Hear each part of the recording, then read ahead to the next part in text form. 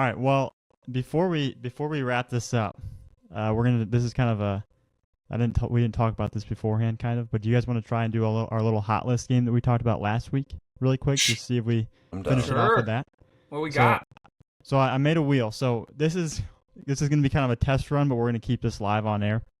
So last week we talked about doing like a new little segment called the hot list wheel. So I'll explain a little more. I'm gonna spin it to give us some time to like find an answer, and while you guys are looking, I will kind of explain it a little more. So our first topic is going to be the best breaking ball. So let's find the best, like whoever we each think the best had the best breaking ball in the 27 class. So a little explanation as to what this is. So each week, the national account in the national website, I guess, we post the hot list, and each state submits a player for the hot list. So there's a question that each state gets. It's sent out to the entire company, and each state then responds with an answer. So that's kind of what we're doing on the state level. So we're going to kind of each week have a segment where we kind of go through with a new topic that we each have to just find on air, live on air at that time. So for this week, like I said, best breaking ball. So each of us have to find the I'm best already breaking good. ball in the 27 class live on air. Okay. So Drew, it sounds like he's got his first guy. So Drew, who do you got?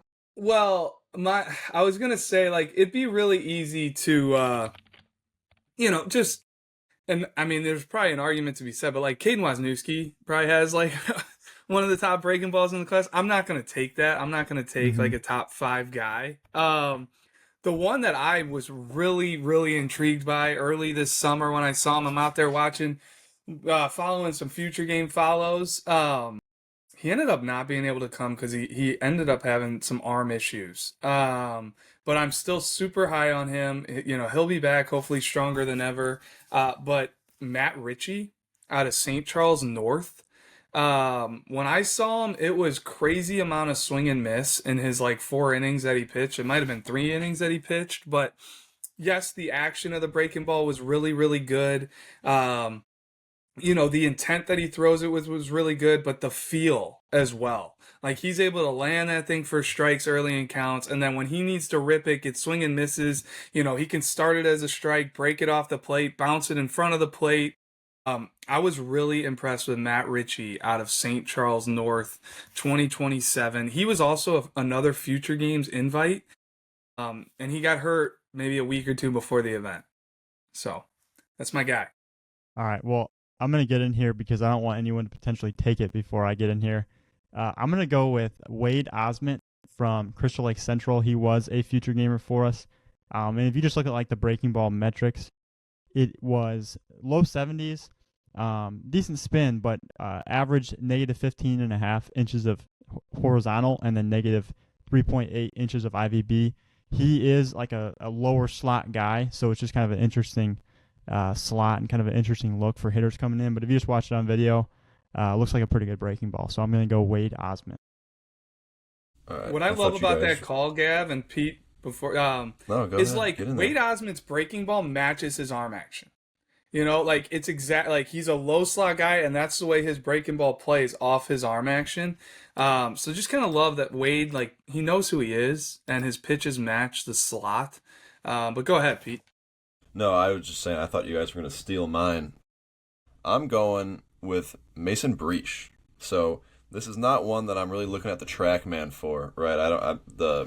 I could really not care too much about what the numbers actually say because I'm just watching it. Just the angle of release it comes from makes it tough no matter what. Like that's got to be really hard on righties. It's basically coming from behind him, and he's a very much east to west type pitcher with that low, like really low slot, almost like submarine. So pairing that, I'd love to see like an overlay of like the sinking fastball and then the breaking ball sweeping across. I just think it's very tough to pick up, and the angle it's coming from, and it's got good action to it as well. Like sharp, throws it pretty hard. That's just one that stood out to me. Yeah, I'm gonna take the cheap route, I guess. I'm gonna stay in the top 10 of the rankings. But I Oh, saw come this on. guy on the state games. He was on my mound. 6 strikeouts, struck out all 6 guys that he saw, and that's Traxton Roberts. His curveball really stuck out to me. This is metrically a really nice pitch. You know, tons of depth. Negative 9.8 horizontal movement average, negative 10.5 IVP average, 68 to 71, 100, 2,500 RPMs. But it really stuck out to me how his fastball, he's sitting low 90s, and then I thought he tunneled it very well, and in the right parts of the counts as well, and got tons of strong swings and misses, and it's gonna be very interesting to keep an eye on for sure. Can I do an honorable mention? Go Because for I it. was between Matt Ritchie and Austin Wingy. You know, I didn't look at whatever, we're doing it here. Spring it on us at the end of the podcast. I didn't have time to dig through TrackMan numbers, but like, kind of like what Dane's saying with Traxton Roberts, like he saw that live, he saw it in person, it stuck with him. Austin Wingy stuck with me. Like, first off, I really like him as a prospect. I think the arm is really clean. There's more velo to come, but the way he was throwing the breaking ball at the future games, where, man, there's some of the best arms in the country at this thing, but to me, like, the day he was throwing, I had seen a ton of arms come through. He by far had the best breaking ball command feel. He was super confident the way he was carrying himself on the mound, and the downer action that his breaking ball had from the side where I was watching it, I was all in on. And he is kind of a longer over the top type of guy, so it makes sense for him to have that 12-6, have a little ride with the fastball. So I thought it just played really well off of his repertoire as well. And he's one, just talking to him in the dugout after, like, I am all in on him.